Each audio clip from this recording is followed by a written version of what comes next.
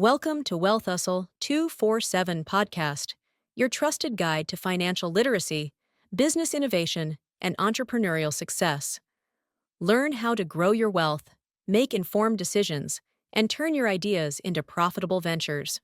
Welcome to today's podcast. In just 20 minutes, we're delving into the psychology of money.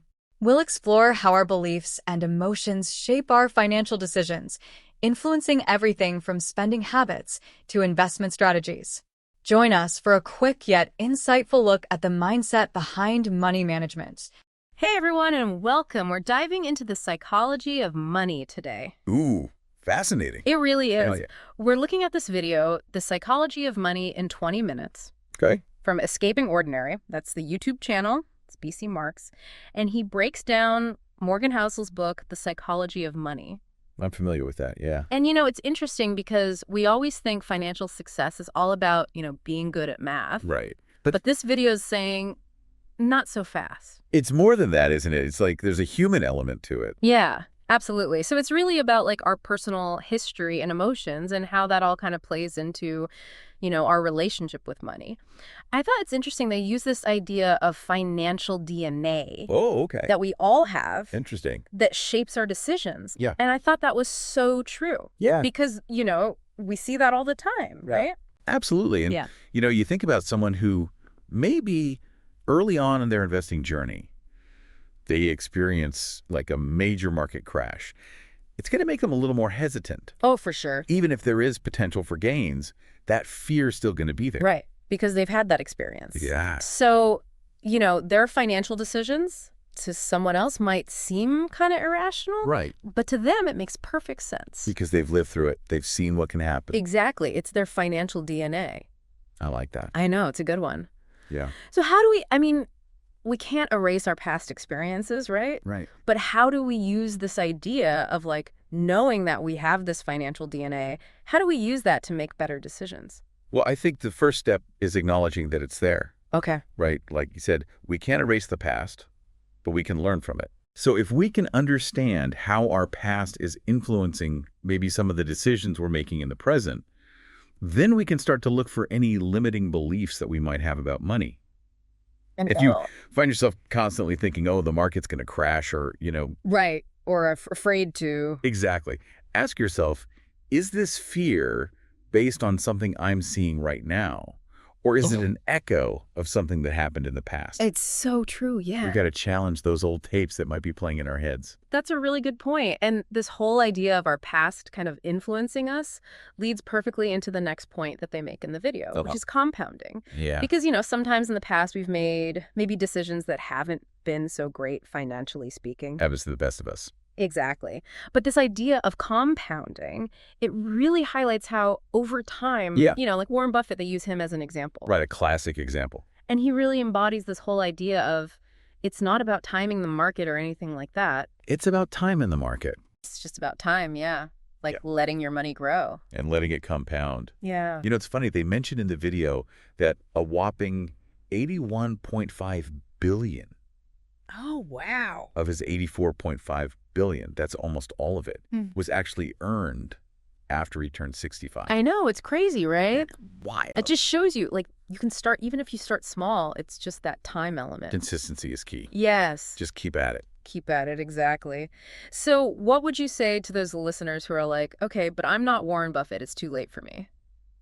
It's never too late to start. Every little bit counts. Right. And even if you can only put in a small amount each month, the power of compounding can turn those small contributions into a really significant nest egg over time. I love that. It's about building that habit. Yes. Yeah. So even if it's not a huge amount, it's that consistency. Exactly. It's like, what is it? They say the best time to plant a tree was 20 years ago. The second best time is today. I love that's perfect for this. Yes, absolutely. And speaking of time, because, they were talking about Warren Buffett, right? Yeah. It started when he was a teenager and how much money he's made, because he's had that time on his side. Right. Time is his superpower. But then they compare him to Jim Simons, who actually has a much higher, average return rate on his investments than Warren Buffett does. Oh, wow. Interesting. So he's better at picking those winning investments. It seems so, yeah. Okay. But his net worth is significantly lower. Really? Why is that? Because he started way later. Ah, so he didn't have that time working in his favor from such an early age. Exactly. He didn't start until he was in his 50s. That makes a huge difference, though. And get this, they say, if he had started at the same age as Warren Buffett, Okay. his estimated net worth would be, and I need your help with this number because it's enormous, 63 quintillion. 63 quintillion. Okay, keep going. 900 quadrillion. Okay, I'm writing this down. 781 trillion. This is getting ridiculous. I know, right? Okay.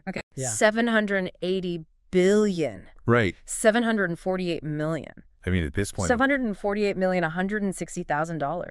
that's just, it's an unfathomable amount of money. That's awesome. But it really illustrates the power of compounding over time, doesn't it? It really does. Like, if you think about it, he's made incredible returns. Right, he seems to have the magic touch. But that time element is crucial. Yeah, that early bird really does get the worm, or in this case, an almost impossible to imagine amount of wealth. It's just mind-blowing. But it's also, it makes you think it's not just about skill, right? Right, it's not all about being a genius investor. It's also about luck. Oh, absolutely. Being in the right place at the right time. Exactly. And the video actually goes on to talk about this idea of luck, both good and bad. Right, because that plays a role too. Yes. Yeah. They talk about Bill Gates Okay, another big name. and how, they use him as an example of someone who, obviously brilliant guy, created Microsoft and everything. Yeah, true innovator. But also a lot of luck involved. Interesting. What do they say about him? Well, they talk about how in 1968, this is when Bill Gates would have been in high school. Oh, wow. Okay.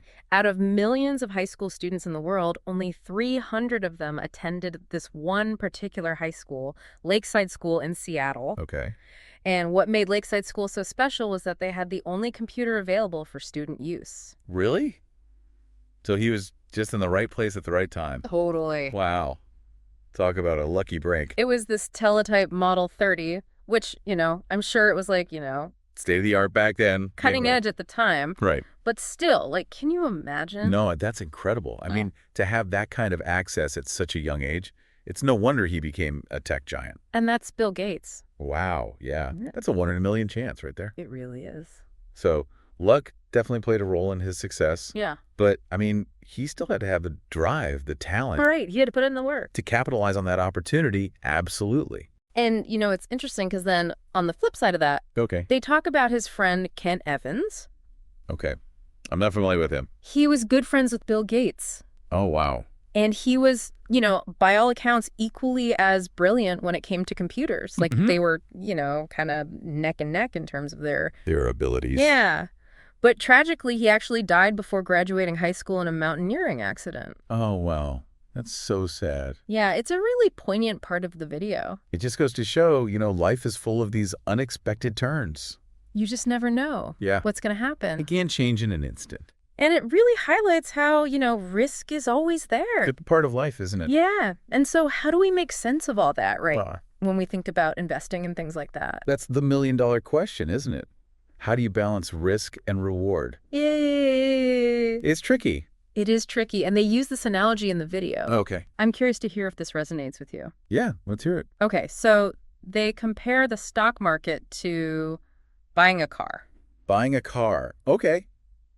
All right, I'm intrigued. Yeah. So, when you think about it, you have options, right? Right, you can buy new, used, New, used. or I guess, you could steal one. Or steal one. That's the third option, right? Exactly. Not that we're advocating for that. No, of course not. But they're saying each one has a different risk reward kind of, Ratio, yeah. Yeah, balance. Yeah. So buying a new car, which is obviously, going to be the most expensive option, Right, you're paying that premium. that's like aiming for the high returns Oh, okay, I see. in the stock market. Like shooting for that 12% or whatever it might be. Right. You're paying a premium for the potential of those big gains. Okay, that makes sense. But then if you buy used, obviously it's going to be cheaper, Right, less risk. but, you might not get as much, out of it. Right, maybe not as many bells and whistles. Exactly. Or it might break down sooner, who knows? Yeah. Exactly. Yeah. And then, the stealing a car option. Right, the high risk, high reward scenario. Yeah. Which, in real life, obviously a big no-no. Huge no-no. Yeah. Yeah. But in the stock market, they're saying, a lot of people try to do that They want those big returns without any of the work without the risk. or the risk. Yeah, you got it. Yeah. And that's where people get into trouble. It's like trying to time the market perfectly, Yeah. buying low and selling high, but never riding out those dips. Yeah. Or like, always chasing that next big thing. Right, always looking for that quick win. Exactly. And just like stealing a car, it rarely works out in the long run. And it can land you in some serious trouble. Exactly. So how do we find that balance? Right. That's the key, isn't But it? we're not, so risk averse that we're not making any moves. Yeah, we don't want to be paralyzed by fear. But we also don't want to be, jumping into every risky investment. Right. Got to find that middle ground. Yeah. How do we find that sweet spot? Well, that's a great question. And maybe. And one that deserves a deeper dive. Exactly. We'll pick up right after this quick break. So before the break, we were talking about, finding that balance between risk and reward. Right, like that sweet spot. Yeah. Where you're not playing it too safe, but you're also not being reckless. Exactly. Yeah, it's a tough one. It is tough. And so I'm curious, what are your thoughts on how we can find that balance? Well, the video talks about this idea of the inherent cost of investing. Okay. And they're not just talking about the money we put in. Right, because there's the emotional cost too. Exactly. It's the emotional roller coaster, those ups and downs of the market. Oh, yeah. And I think sometimes we forget about that. We get so caught up in the numbers, right? Yeah, or you hear like, oh, yeah, this person made a killing in the market. Right, but you don't hear about all the sleepless nights they had. Exactly. The nail-biting moments when the market was tanking. And how stressful that is. It can be incredibly stressful. So I think acknowledging that there is that emotional component. Yeah. It's really important. So how do we manage that? Well, I think it starts with accepting that volatility and risk are just part of the game. Okay. They're the price of admission to potentially greater rewards. Right. So it's like almost like a trade-off. Exactly. You can't have one without the other. Okay. So we have to accept the ups and downs. We do. We have to be okay with the fact that there are going to be times when the market dips. And maybe not panic and sell everything. Exactly. That's the worst thing you can do. Right. Because often those dips are followed by even bigger upswings. So write it out, basically. Write it out, be patient, and trust in the process. That's good advice. It's all about the long game, right? It is. And, speaking of the long game, this idea of like accepting the ups and downs, Yeah. it makes me think about this other point that the video makes about defining what enough means to us. Oh, that's huge. Mhm. That's something I think a lot of people struggle with. I know, right? Yeah, it's so Yeah. easy to get caught up in that comparison game. Yeah, like keeping up with the Joneses, as they say. Exactly. And we're constantly bombarded with messages that tell us we need more, more, more. I know. Like a bigger house, a fancier car. Right. And it's like, when is it enough? Exactly. And I think that's what they're getting at in the video, right? Like this idea of hedonic adaptation where, we get that new thing, whatever it is, and we're excited for like 5 minutes. Right. The novelty wears off so quickly. Exactly. And then we're already looking for the next thing. It's like we're on this hedonic treadmill, constantly running and running, but never actually getting anywhere. It's so true. And the video actually gives those cautionary tales of Bernie Madoff and Gupta, right? Like these were people who had amassed incredible wealth. Yeah, they had it all. On paper, at least. But it still wasn't enough. It never is it? It's like they wanted more, and it ultimately led to their downfall. It's a good reminder that money, beyond a certain point, doesn't buy happiness. It really doesn't. No, it doesn't buy fulfillment. No. It's about finding contentment from within, aligning our actions with our values. I love that. So it's about defining success on our own terms, right? Exactly. It's not about what society tells us success looks like. It's about what we want. It's about what brings us joy, what gives our life meaning. Yes. And it's interesting because they talk about time being the ultimate dividend of wealth. Oh, I love that. That's so true. Right. Because it's not just about having a bunch of money. Right. It's about what you can do with that money. Yeah, like having the freedom to spend your time doing what matters most. Exactly. Whether that's spending time with loved ones, pursuing your passions, or giving back to your community. It's about having those options. Exactly. It's about freedom. Freedom, yes. And I think that's what's so powerful about this whole conversation because it's easy to get caught up in, the day-to-day of managing our money. Right. But this is really about taking a step back. And looking at the bigger picture. Exactly. Yeah. And realizing that it's not just about the numbers. It's about our mindset. It's about our lives, yeah. It's about aligning our financial decisions with the life we want to live. Yes. And I think this video does such a good job of kind of breaking down those complex ideas into these really digestible Bite-sized pieces. Yes. Exactly. But we can all relate to. So as we kind of wrap up here, Okay. is there one thing that we can leave our listeners with today? We've covered so much ground, but if I had to pick one thing, Yeah. it would be to remember that the principles we've been discussing, they don't just apply to money. Oh, that's interesting. Okay, tell me more about that. So we talked about compounding, right? Yeah, with investing. Right. But compounding, that principle, it applies to so many areas of life. Oh, okay. Think about it. Your health, your relationships, your personal growth, Okay. small, positive choices made consistently over time, Yeah, they can lead to incredible results. because it's like those little things add up. Exactly. It's like that snowball effect. Yeah. I love that. So it's like we're not just investing our portfolios. Right. We're investing in ourselves. Exactly, in our future selves. That's such a good point. Yeah, And I think that's a really empowering message to end on. it is empowering. Because it means we have the power to shape our own futures. We absolutely do. Not just financially, but in all areas of our lives. Exactly, and it starts with those small, consistent actions. I love it. Well, on that note, thank you so much for this incredible conversation. It's been a pleasure. Always so insightful. And to our listeners, we hope you enjoyed this deep dive into the psychology of money. Until next time, keep exploring and keep learning. That's it for today's episode of Wealth Hustle 247. Be sure to follow, like, comment, and share with others. Keep pushing toward your goals, and we'll see you in the next episode.